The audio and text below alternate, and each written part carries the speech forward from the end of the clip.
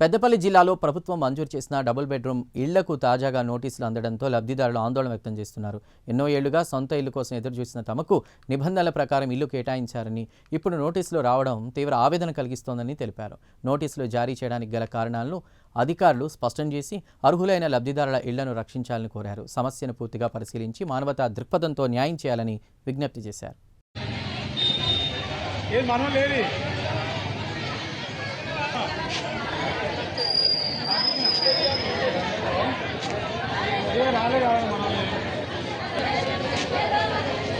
అదే certain number ఏదా ఇది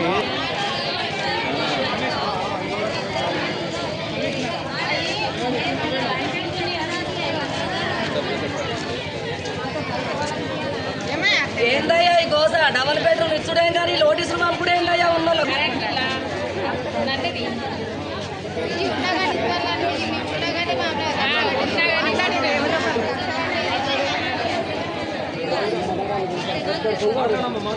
ఆరు గంటల నుంచి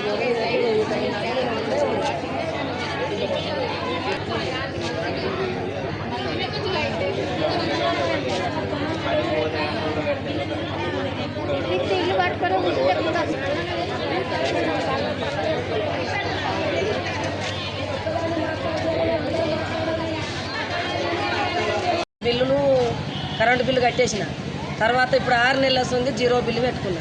జీరో బిల్లు పెట్టుకుంటే నేను పొద్దుగల 6 గంటలకు పెద్దపల్లికి వస్తాను, రోడ్డు మీద కంకమ్మకొని బతుకుతాను. సాయంత్రం 7 గంటలకు 8 గంటలకు కాలో పట్టి ఓడుతుంది నడుచుకుంటూ ఒక్కదాన్ని లైట్లు ఏమీ లేవు. నేను ఒక బుగ్గకు ఒక ఫ్యానుకు నాకు మీనం జీరో బిల్లు ఎట్లా ఎక్కువ కాలుతుంది సార్?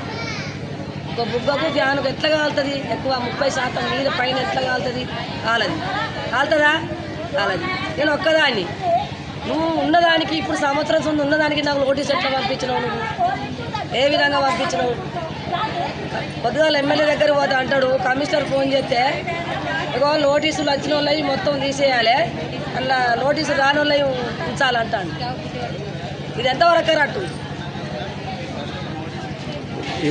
మా ఇల్లు మాకు రావాలి, మా ఇల్లు మాకు ఉంచకపోతే వీళ్ళందరూ పేరు చెప్పుకొని మేము మంద సత్తాం. అదే డబుల్ బెడ్రూమ్ వల్ల మందు పోసుకొని సత్తాం.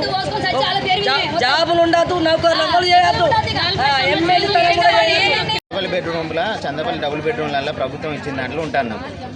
మాకు ఇప్పుడు నోటీసులు ఎందుకు వచ్చినాయి అంటన్నా, ఇళ్ళల్లో ఉండట్లేదని నోటీసులు వచ్చినాయి. ఇళ్ళల్లో అందరం ఉంటున్నాం, ఉన్నా కానీ నోటీసులు వచ్చినాయి. ఏమని వచ్చినాయి? కరెంటు బిల్లులు తక్కువ వస్తున్నాయి, మీకు ఇళ్ళల్లో ఉండట్లేదని వచ్చారు. కరెంటు బిల్లులు తక్కువ వస్తే నోటీసులు ఎట్లా ఇస్తారన్న?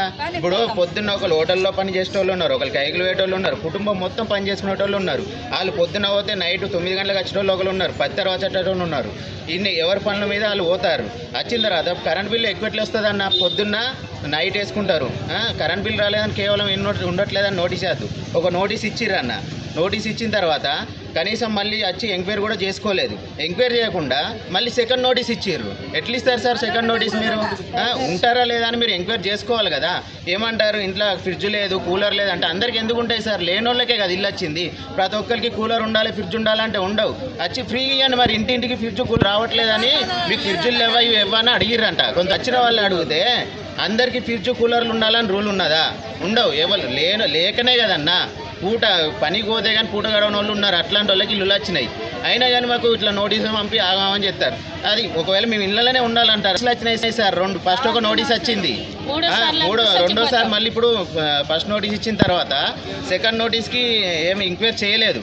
మళ్ళీ ఇప్పుడు మూడోది పంపుతారంట. మూడోది పంపిన తర్వాత ఇల్లు తీసేస్తారంట. ఎట్లా తీసేస్తారు? మీరు ఎందుకు వచ్చారు? ఇల్లు నోటీస్ వచ్చినందుకు వచ్చినాం. ఇల్లు ఉంటలేరా? ఏం కావాలి? ఎవరిని అడిగిన? అక్కడ నోటీసులు తీసుకున్నారు సార్. తీసుకున్నా కానీ మళ్ళీ అదే నోటీస్ పంపించారు. మీ ప్రాబ్లం వచ్చింది కదా, మీకు న్యాయం దేని గురించి వచ్చింది? ఒకవేళ లేదా అనేది వచ్చి ఎంక్వైరీ చేసుకోండి. నోటీస్ ఇచ్చారు, జీరో బిల్లు రావట్లేదు అంటున్నారు. ఒక ఫ్యాన్కి ఒక బుక్కకి జీరో బిల్లు వస్తుందా? మ్యాక్సిమం బిల్లు మీరు 60 రూపాయలు కట్టించుకుంటున్నారుగా, నెలలో కట్టించుకుంటూనే ఉంటాండ్రి. మరి రాలేదని చెప్పాను మీరు ఏమైనా అడుగుతున్నారా? వాళ్ళు ఉండట్లేదని చెప్పని అంటున్నారు. మీరు మేము ఒక బుక్క ఒక ఫ్యాన్ వేసుకున్నాము, ఉంటున్నాము అందులో. పొద్దున్నే పనులకు వెళ్ళేవాళ్ళం, ఎవరు ఇళ్లలో ఉండేవాళ్ళం కాదు. మేము లక్షాధికారులం కాదన్నా. మేము ఆ చివరికి పోయి ఉండటానికి ఒక హాస్పిటల్ లేదు, ఏమి లేదు.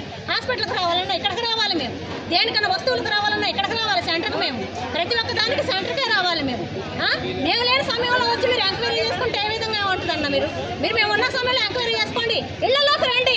ఉన్నాయో మేము తింటున్నామో తింటలేదు, వండుకుంటున్నామో వండుకోవట్లేదు మీరు చూడండి, చూసి ఎంక్వైరీ చేసుకోండి. అంతేకాని ఒక నోటీస్ ఇచ్చిన తర్వాత మీరు వెంటనే నోటీస్ చేయడం అది కరెక్ట్ కాదన్నది. ఎంతవరకు కరెక్ట్ అది? కరెక్టేనది? మీరు ఎందుకు ఇచ్చారు? ఎందుకు ఇట్లా కోసపుచ్చుకుంటారు? మాకు మేము అన్నం తింటున్నామా? మాకు నిద్ర పడుతుందా? మేము తింటున్నామా? ఇక్కడ మేము తింటలేదు. ఆహారం ఉంటుందా మాకు? మేము పొద్దున లేసి పరిగెడుతున్నాం. మేము అటు పరిగెత్తాలా పనులకి, మేము ఇటు పరిగెత్తాలా, ఎటు పరిగెత్తాలన్నా మేము ఏ విధంగా పరిగెత్తాలి? ఎందుకు ఇచ్చారు? ఎందుకు కోసపుచ్చుకుంటున్నారు? అది ఇచ్చి ప్రాణం చేస్తున్నారు. మళ్ళీ నోటీస్ ఇచ్చారు రెండోసారి, మళ్ళీ మూడోసారి నోటీస్ ఇచ్చి మీ తిప్పున చోటు చెప్పుకుంటారా? ఇదేనా మీది న్యాయం? ఇదేనా మీది న్యాయం? ఇళ్లలోకి పోయి చూస్తే ఇట్లా కొడుతుంటే కిందకి వెళ్ళిపోతున్నాయి నీళ్ళు, ఇళ్లలోకి వస్తున్నాయి, కిందకు లోట్లు పడిపోతున్నాయి, అంతా లందైపోతుంది. ఎట్లా ఉంటున్నాం మీరు ఇచ్చారు కాబట్టి. దాంట్లో ఉన్నా కానీ మమ్మల్ని ఇట్లా కోసపుచ్చి ఇళ్లలో ఉండట్లేదని చెప్పి నోటీస్ ఇచ్చారన్న. మేము ఇళ్లలో ఉంటున్నాం. మీరు ఫస్ట్ నోటీస్ ఇచ్చారు కదా, ఇచ్చినప్పుడు మీరు ఎంక్వైరీ చేసుకోండి. ఇంకో నోటీస్ ఇచ్చేదానికి కొంచెం టైం పెట్టండి. మీరు టైం పెట్టుకుని వెంటనే నోటీస్ ఎలా ఇస్తారు? మీరు ఏ విధంగా ఇస్తారు వెంటనే నోటీసు? 10 రోజులకి నోటీస్ ఇస్తారా మీరు? ఎట్లా ఇస్తారు? అది 10 రోజులకి నోటీస్ ఇస్తారా? మళ్ళీ 10 రోజులకి మీరు మూడో నోటీస్ ఇస్తారా? ఎట్లా ఇస్తారు మీరు? మీరు ఎంక్వైరీ చేసుకున్నారా? ఇళ్ల నుంచి మేము కదలం, మాకు 3వ నోటీసు రావద్దు. ఇక మేము ఇళ్ల నుంచి మేము కదలమంటే మేము లేకుండా మేము ఇళ్లలో ఉంటున్నాం. మేము కిరాయిలు కట్టలేకుంటున్నాం. 3000 4000 కిరాయిలు కట్టలేక మేము ఉంటున్నాం. అక్కడ వచ్చి మేము ఎట్లా ఖాళీ చేస్తాం? ఏ విధంగా ఖాళీ చేస్తాం? మేము 3 నోటీసు మాకు రావద్దు.